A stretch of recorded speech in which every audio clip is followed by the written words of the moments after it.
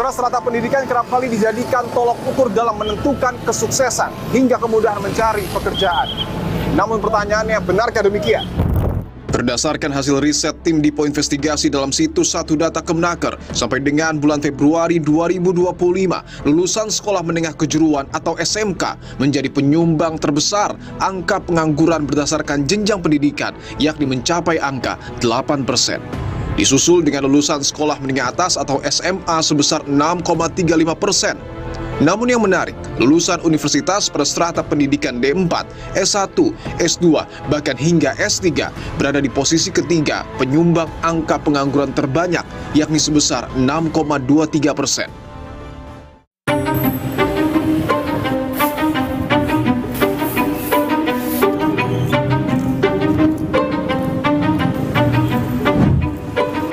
Saudara, tentu tidak akan ada yang menyangka bahwa petugas PPSU yang berada di seberang sana adalah lulusan sarjana S1 dari salah satu universitas di Jakarta. Saya akan ajak berbincang, saudara, petugas PPSU bernama Rifki yang pada akhirnya memutuskan untuk menjadi petugas PPSU meskipun strata pendidikannya adalah S1. Ikuti saya, saudara.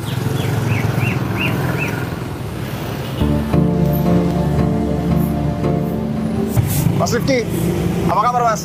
Baik, alhamdulillah. Siap. Mas Rifki, saya izin minta waktu sebentar ya. Ini lagi nyapu, lagi dinas atau lagi tugas? Ya, lagi tugas. Oke. Ya. Saya ingin konfirmasi dulu, Mas Rifki. Mas Rifki betul adalah lulusan sarjana S1 ya, Mas ya? Ya, benar. Oke, dari universitas? Universitas Indra Prasta PGRI Unindra. Oke. Jakarta Selatan. Jakarta Selatan. Lulus tahun?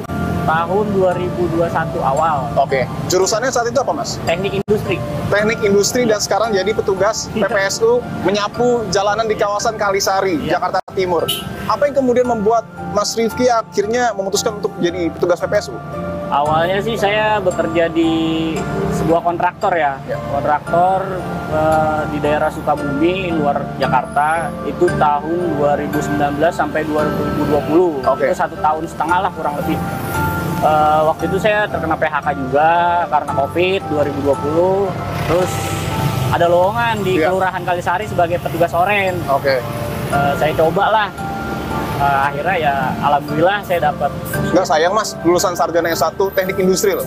Kalau dibilang sayang sih, karena ekonomi terus cari kerja susah, apalagi di Jakarta. Walaupun S1 juga kemungkinan masih banyak yang belum bekerja.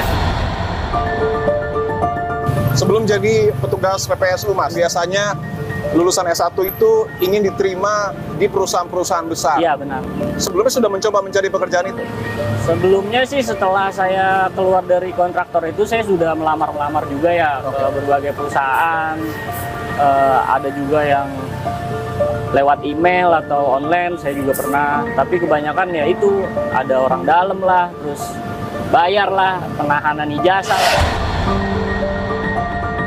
Artinya sudah berjalan berapa lama menjadi petugas PPSU? Untuk saat ini kurang lebih 5 tahun lah. 5 tahun? Iya. Pada saat duduk di bangku kuliah, sempat terpikir tidak pada saat lulus akan menjadi petugas PPSU? Sebenarnya sih nggak terpikir lah siapa yang mau gitu ya kan. Tapi ya apa mau dikata, cari kerjanya susah, Jakarta, terus juga ekonomi sulit. Jadi ya udahlah, daripada nganggur gitu. Cuman kan lumayan aja gitu, walaupun jadi tukang sapu atau gimana. Ya, beberapa tahun menjadi petugas PPSU yang sebelumnya teknik industri harus menyapu jalanan, tidak jarang juga menyapu gorong-gorong, membersihkan gorong-gorong. Ya dinikmatin aja lah, disyukurin aja, lagi itu halal ya.